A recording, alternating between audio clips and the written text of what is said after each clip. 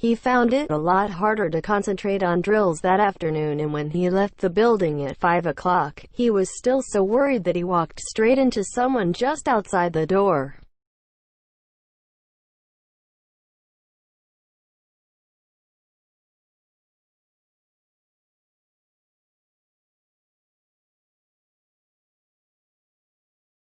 "Sorry," he grunted, as the tiny old man stumbled and almost fell.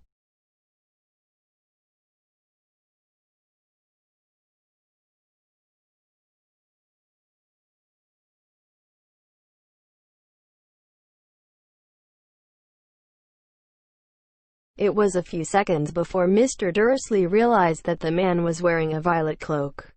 He didn't seem at all upset at being almost knocked to the ground.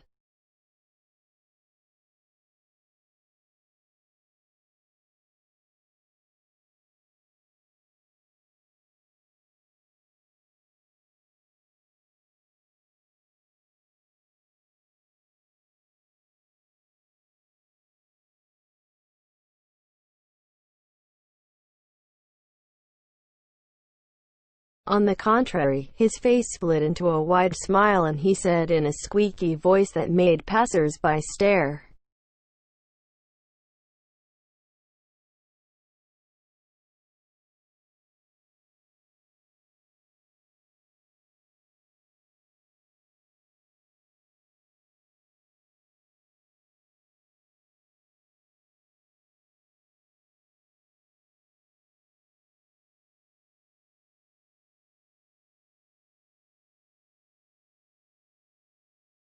"Don't be sorry, my dear sir, for nothing could upset me today.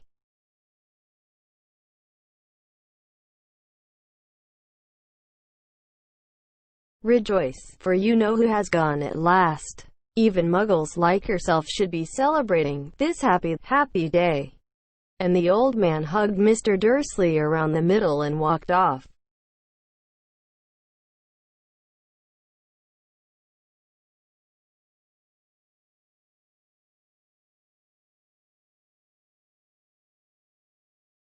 Mr. Dursley stood rooted to the spot. He had been hugged by a complete stranger.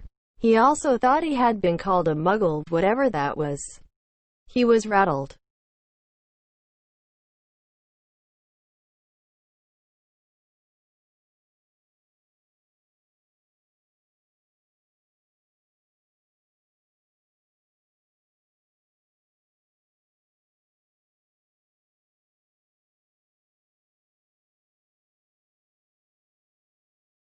He hurried to his car and set off for home, hoping he was imagining things which he had never hoped before, because he didn't approve of imagination.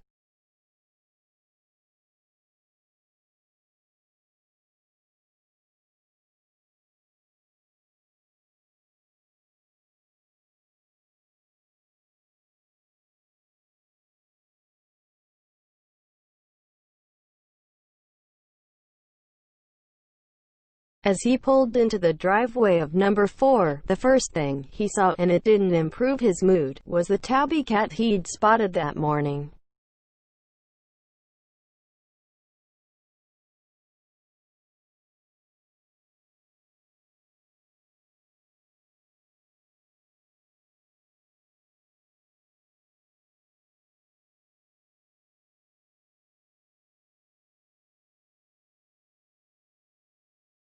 It was now sitting on his garden wall. He was sure it was the same one. It had the same markings around its eyes. "Shoo," said Mr. Dursley loudly.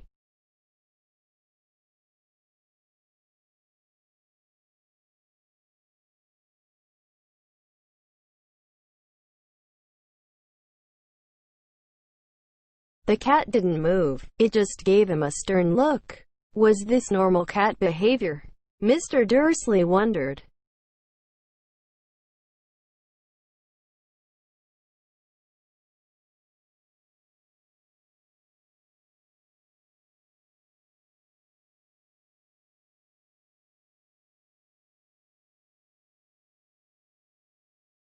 Trying to pull himself together, he let himself into the house.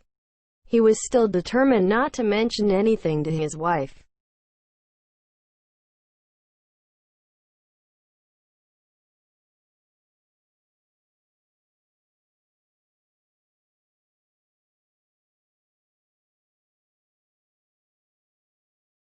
Mrs. Dursley had had a nice, normal day.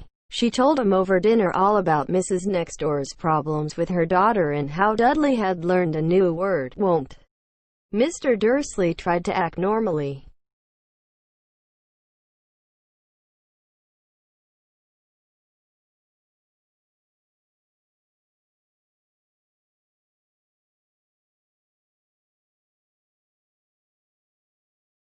When Dudley had been put to bed, he went into the living room in time to catch the last report on the evening news.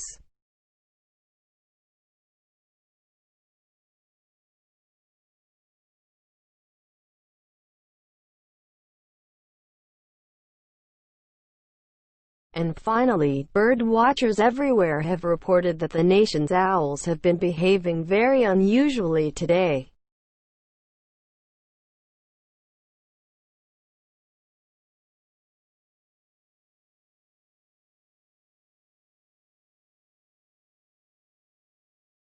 Although owls normally hunt at night and are hardly ever seen in daylight, there have been hundreds of sightings of these birds flying in every direction since sunrise.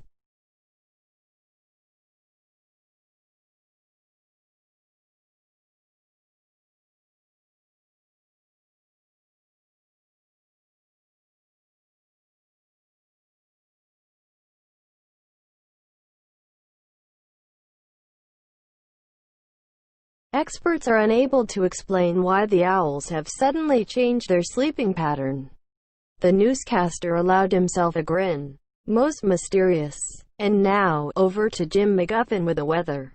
Going to be any more showers of owls tonight, Jim?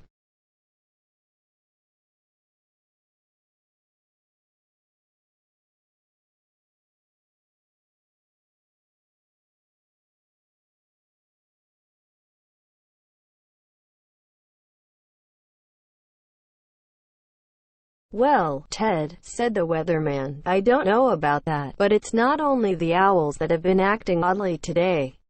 Viewers as far apart as Kent, Yorkshire, and Dundee have been phoning in to tell me that instead of the rain I promised yesterday, they've had a downpour of shooting stars.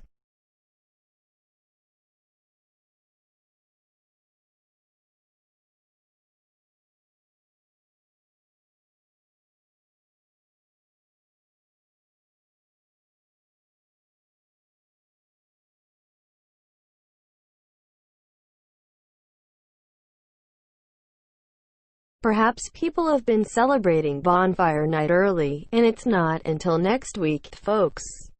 But I can promise a wet night tonight.